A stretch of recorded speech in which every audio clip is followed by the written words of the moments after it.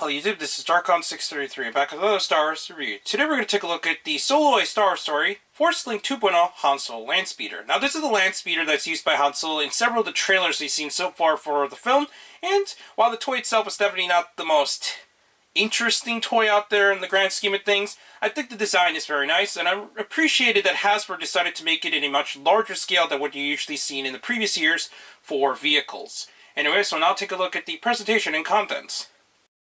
Anyway, so now I'm going to take a look at the presentation and contents. So first, we're going to take a look at the box. The box is in your larger scale kind of vehicle style.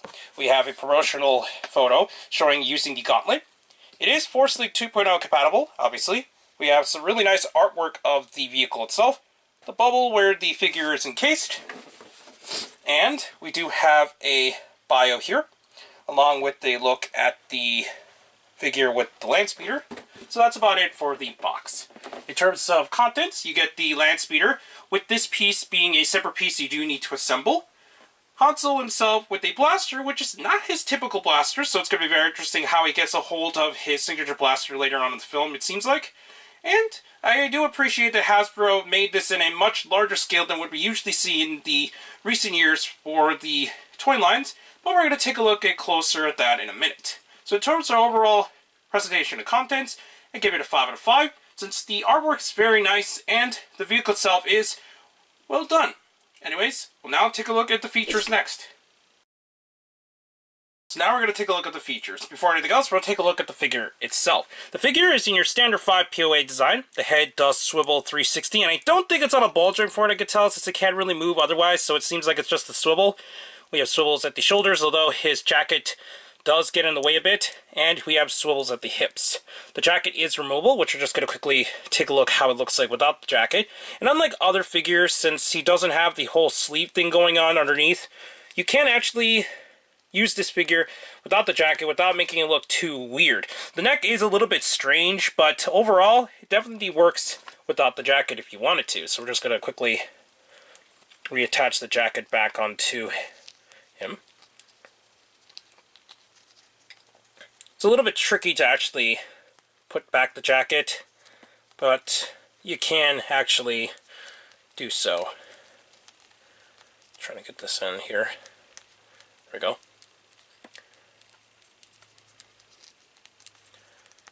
Slide this over. And we have the jacket back on him. As mentioned earlier, he does include a different blaster this time around, so that's very interesting. We have a different weapon going for him.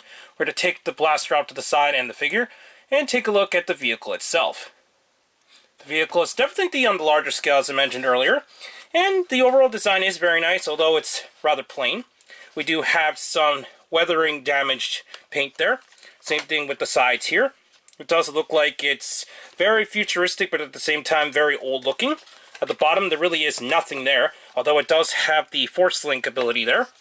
And the main feature of this is that it allows two figures to actually be placed inside on the vehicle itself.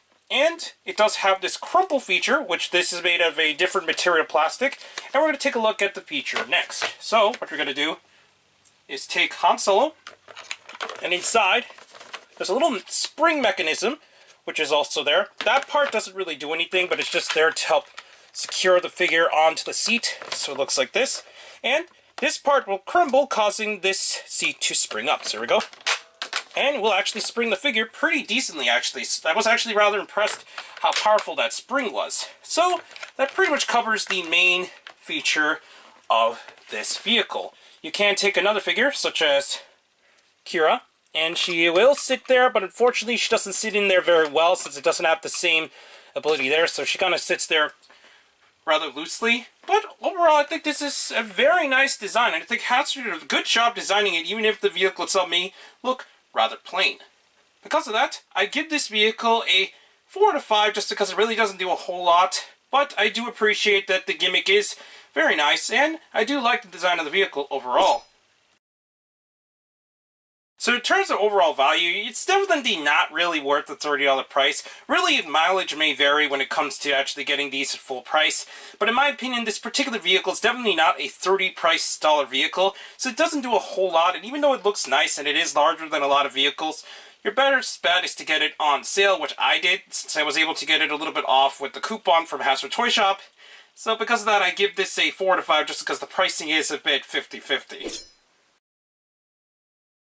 So that concludes the review of the Han Solo's Landspeeder. Now, this vehicle is definitely not the best vehicle out in the market, but it is still very nice that Hasbro did upscale it compared to previous releases of this vehicle, especially in this price point. So, because of that alone, I do really like this vehicle, but overall, it still really doesn't do a whole lot, and even though it does look like a nice display piece, the overall design is definitely a lot more plain than a lot of vehicles we've been getting, so it really just comes down to preference if you like this vehicle or not. As mentioned earlier, I got this at Hasbrotoyshop, so your best bet is to just check the stores. This is not a very hard vehicle to find, and I've seen it in several locations already, so you're just probably going to have to wait on a sale to get a hold of this particular vehicle. Anyways, please comment, rate, and subscribe, and check out Hero Club and Hero Taku.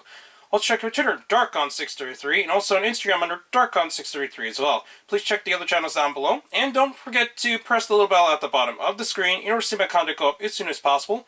Back with more Star Wars reviews, but for now, I'll be seeing you later, YouTube. Bye.